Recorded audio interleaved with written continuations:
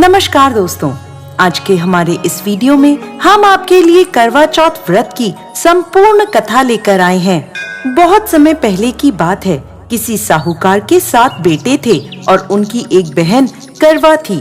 सभी सातों भाई अपनी बहन से बहुत प्यार करते थे, यहाँ तक कि पहले उसे खाना खिलाते फिर स्वयं खाना खाया करते थे। एक दिन जब करवा चौथ का व्रत आया तो करवा अपने ससुराल से मायके आई हुई थी। शाम को जब भाई खाना खाने बैठे तो अपनी बहन से भी खाने का आग्रह करने लगे, लेकिन बहन ने बताया कि आज उसका करवा चौथ का निर्जला व्रत है और वह खाना चंद्रमा को अर्घ देकर ही खाएगी। अपनी बहन को भूख प्यास से व्याकुल देख सबसे छोटे भाई ने पहाड़ी पर जाकर एक दीपक जला दिया और उसे चलने की ओट में रख दिया। वापस आकर अपनी बहन से कहने लगा, बहन चांद निकल गया है, तुम अर्घ देकर खाना खा लो। करवा भागी भागी अपनी भाभियों के पास गई और कहने लगी, भाभी चलो चांद निकल गया, अर्घ देकर खाना खाते हैं। भाभियां सारी बात जानती थी। वो बोली, बाईसा अभी आपका चांद निकला है, आप अर्घ देकर खाना खा लो, हमारा चांद निकलने में अभी समय है। करवा भोली भाली भाभियों की ये बात नहीं समझ पाई और चांद को अर्घ देकर खाना खाने बैठ गई। जैसे ही पहला निवाला तोड़ा तो उसे छींक आ गई, दूसरा निवाला तोड़ा तो उसमें बाल निकल आया और तीसरा निवाला तोड़ते ही उसके ससुराल से खबर आ गई कि जैसी भी हालत में है तुरंत अपने ससुराल पहुँचे। सेठानी करवा को विदा करने के लिए जैसे ही कपड़े निकालने लगी तो कभी उसके हाथ में काला कपड़ा आए तो कभी सफेद। ये देखकर सेठानी को बहुत चिंता हुई और वह करवा से बोली, बेटा रास्ते में जो भी मिले उन सबके पैर छूती जाना, जो भी तुझे बूढ़ सुहागन होने का आशीर्वाद दे तो वहीं अपने पल्ले में गांठ बांध लेना। माँ की ये बात सुनकर करवा अपने ससुराल के लिए निकल गई। रास्ते में जो भी मिला करवा उन सबके पैर छूती गई। सभी उसे खुश रहो सुखी रहो यह आशीर्वाद देते रहे, लेकिन किसी ने भी उसे बूढ़ सुहागन होने का आशीर्वाद नहीं दिया। अब करवा जैसे ही अपने ससुराल पहुंची तो घर के आंगन में छोटी ननद खेल रही थी। करवा ने जैसे ही ननद के पैर छुए तो वो बोली, खुश रहो सुखी रहो बूढ़ सुहागन हो, दूधो नहाओ पूतो फलो। छोटी ननद के ऐसा आशीर्वाद देते ही करवा ने अपने पल्ले पर गांठ बांध ली। जैसे ही वो अंदर गई तो देखती है आंगन में उसके पति का शव रखा था और उसे ले जाने की तैयारी की जा रही थी। यह देखते ही करवा रोने लगी, विलाप करने लगी और कहने लगी, मैं इन्हें कहीं नहीं ले जाने दूंगी, इन्हें कहीं मत लेके जाओ। जब कोई भी उसकी बात नहीं माना तो वो बोली, मैं भी इनके साथ चलूंगी। सभी ने विचार किया कि साथ में ले चलते हैं इसको। सभी के साथ करवा शमशान घाट पहुंच गई। जब पति के अंतिम संस्कार का समय हुआ तो वह बोली, मैं इन्हें नहीं जलाने दूंगी। सब कहने लगे, पहले तो अपने पति को खा गई, अब उसकी मिट्टी भी खराब कर रही है, लेकिन करवा ने किसी की एक ना सुनी। सभी लोगों ने आपस में विचार विमर्श किया और उसको शमशान में ही एक झोपड़ी डलवा दी। उस झोपड़ी में करवा अपने पति को लेकर रहने लगी। अब करवा सुबह शाम अपने पति की साफ सफाई करती और उसके पास बैठी रहती थी। सुबह शाम छोटी ननद आकर उसे खाना पानी दे जाया करती थी। अब वह हर महीने की चौथ का व्रत करने लगी। व्रत करती, चंद्रमा को अर्घ देती और जब पूजा करने बैठती तो चौथ माता प्रकट होकर कहती, करवो ले घड़ी बुखारी करवो ले, भाइयों की प्यारी करवो ले। तो करवा उनसे अपना सुहाग मांगने लगती।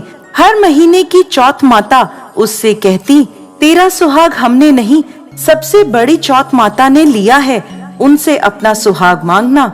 ऐसे करते करते अश्विन की चौथ आई तो करवा उनसे कहने लगी, माता मैं 12 महीने से यहाँ बैठी चौथ का व्रत कर रही हूँ, अब तो मुझे मेरा सुहाग वापस लौटा दें।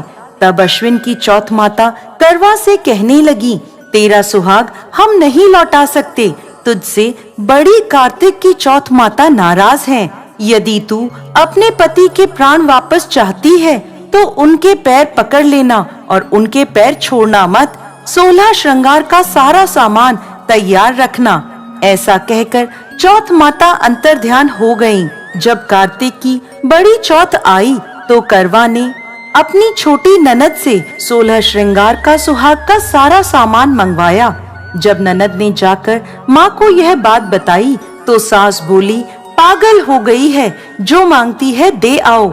छोटी ननद सुहाग का सारा सामान लाकर करवा को दे देती है।